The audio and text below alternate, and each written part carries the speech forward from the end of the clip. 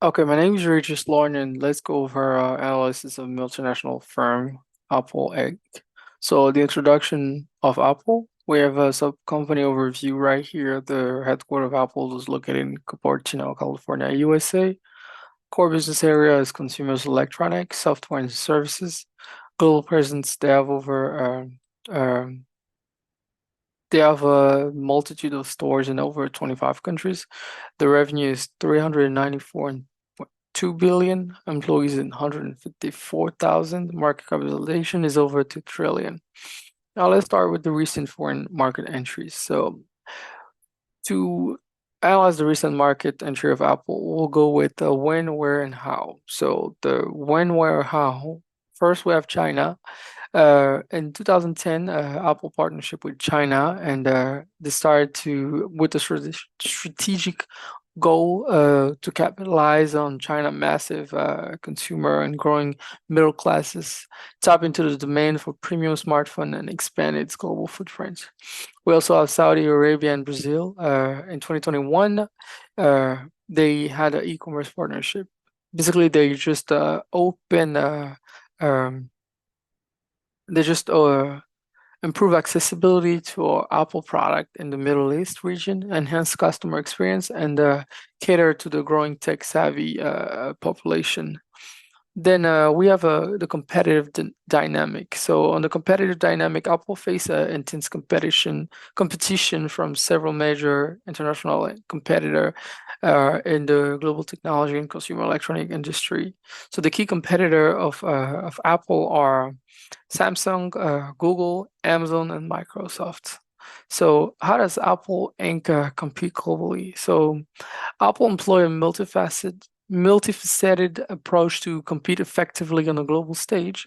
So for that, we have four way to compete. We have a product differentiation. So Apple focus on the creating innovative, high quality product that stand out in the market.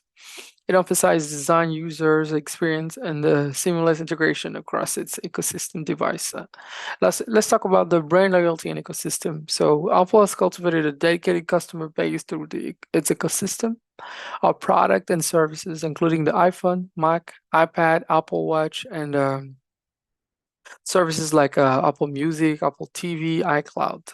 And the ecosystem encourage customer loyalty and cross-device usage. So now let's talk about global retail presence. So Apple operates a network of retail store worldwide, offering a unique in-store experience and customer support. These stores serve as touch point for customers and contribute to brand recognition. And now let's talk about the supply chain management. So Apple has a well-optimized global supply chain that allows efficiency of production and distribution of its product that enable Apple to meet global demand efficiently. So now let's talk about the factor influencing competitive advantage. So there's a five-factor influencing competitive advantage: innovation, brand strength, cost system locked in, global presence, financial resources. Let's talk about the innovation of Apple. So Apple commitment to innovation and development of cutting-edge technology keeps its product desirable and ahead of the curve. Apple brand is synonymous with quality innovation and user experience, contributing to brand loyalty and premium pricing. This one is mostly for the brand strength. So for the ecosystem lock-in, customer will invest in Apple products and services are often locked into an ecosystem, making it challenging for them to switch to competitors. For the global presence, Apple Global Retail and Distribution Network allow it to reach customer in various regions effectively. On the financial resources side, we'll say that Apple have a substantial financial resources that the company means to invest in research and development, marketing, and acquisition to maintain a competitive edge. Now let's talk about alliances and acquisition. So let's have a little overview of Apple alliances. So Apple has strategically formed alliances with various companies to expand its reach and enhance its product and serving others. So we have an Apple and IBM alliance. So in 2014, Apple and IBM decided to partner to create a mobile application for businesses. So this collaboration aimed to combine Apple consumer-oriented devices with IBM enterprise-focused expertise. We also had Apple and Goldman Sachs that happened in 2019, which was very famous and it was very viral. So Apple and Goldman Sachs decided to partner to create a credit card that was only available to Apple user. So this specific card was integrated in Apple Pay and was offering various financial management tool, and only Apple user could use this card. And just we earlier talk about the ecosystem that Apple created, and that card is a prime example of that because so many people had to switch to Apple to have access to this card because this card was big. Now let's talk about Apple and Disney. So Apple and Disney formed an alliance with Disney Plus to bundle Disney Plus subscription with Apple services such as Apple TV. This partnership aimed to attract more subscribers to both platforms. Now, let's talk about the motives behind alliances. So we have diversification of services, enhanced user experience, market expansion. So let's talk about diversification. So Apple diversification of services it's a service offering beyond hardware, including financial services like the Apple Card or content like that, streaming with Disney Plus partnership. Now the enhanced user experience. So by collaborating with a company like Disney Plus, Apple enhanced the content available on its platform, creating a more compelling user experience. Its platform experience. So let's talk about the market expansion. So partnership with IBM and other allow Apple to expand its presence in an enterprise market targeting business customers. So let's talk about evaluation of alliances and acquisition.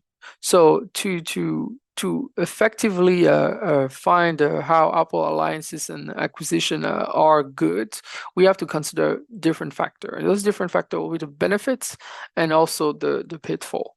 So let's talk about the benefits. So there's three big benefits. So diversification, revenue growth, and competitive advantage. They're all linked in a sense where diversification is Apple being diversified in their product. So they have so many different products now. They're not only selling phones, iPad, and all this. Now they're working in entertainment with Apple TV.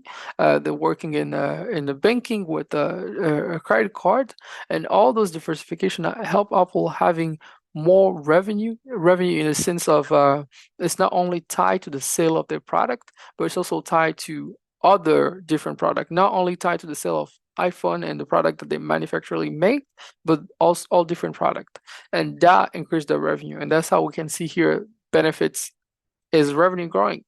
Do we have good revenue by doing that? Yes. That's when we're talking about revenue growth. Then we'll also talk about competitive advantage. So with those alliances and acquisition, Apple's given a competitive edge on the sector, like for example, 5G technology, healthcare, and enhancing his market position. Now let's talk about a pitfall. So in every deal, there's good and bad. And the pitfall with all those different deals will be the integration issue. So like we learned that Apple has an ecosystem, and to integrate another company to that ecosystem, it is a very hard thing to do because most of Apple ecosystem is linked to Apple product. Apple thinks, for example, if they have to work with the Goldman Sachs offer a lot of different products, but they cannot just take any other product. They have to create an Apple product that only Apple user can get, and that's where the integration comes in. Sometimes there's many issue in that. This time, for example, was a success, but there's many aspects where it can fail. Let's talk about the risk factor. So in changing partner and strategy or market dynamic can disrupt alliance and acquisition, introducing uncertainties, which is really bad. Then customer feedback. Customer feedback sometimes can refer as goods. You think of customer feedback as something that's going to help you increase, do a better job in a manufacturing on your real product. They give you good feedback. But in a negative way, if you get some negative feedback, people will just disregard your product. There's been many times when I was trying to purchase something, looked at it, go throughout the feedback, see two comments that are really bad, I'm looking for something else. If it's a market where things are very similar, it's easy to switch and go somewhere else, and that's where feedback can be negative. Now let's talk about the key takeaway from our entire analysis. So we have a global expansion, competitive dynamic, and alliances and acquisition. So we went over all those three big ones, but let's do a little quick review. So on global expansion, I want to say that Apple strategically entered diverse foreign market, leveraging partnership and e-commerce and retail expansion to tap into new customer base and drive growth. That's basically what global expansion is. Now let's talk about competitive dynamic. If we have to summarize competitive dynamic, we'll say that Apple faces fierce competition from international rivals, but its focus on product differentiation, brand loyalty, and robust ecosystem give its competitive edge. That will be the competitive dynamic for Apple. That's how we will conclude and summarize the competitive dynamic for Apple. Now let's talk about the alliance and acquisition. So Apple alliances and acquisition have diversified its offering, driven revenue growth, and enhance the customer experience. Although integration challenges and risk factor require careful consideration.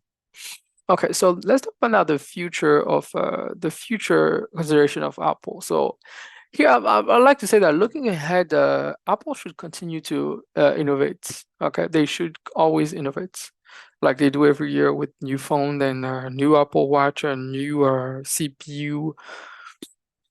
So innovation is the key of their success, and they still strive for that every time.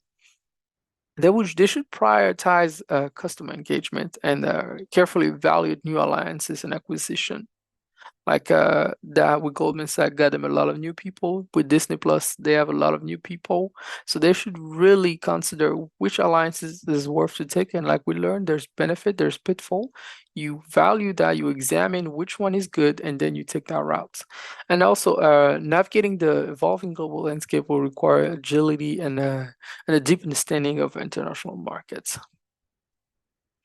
Thank you so much for being with me throughout the semester, going over this. I hope you learn as much as I did, and thank you. Have a great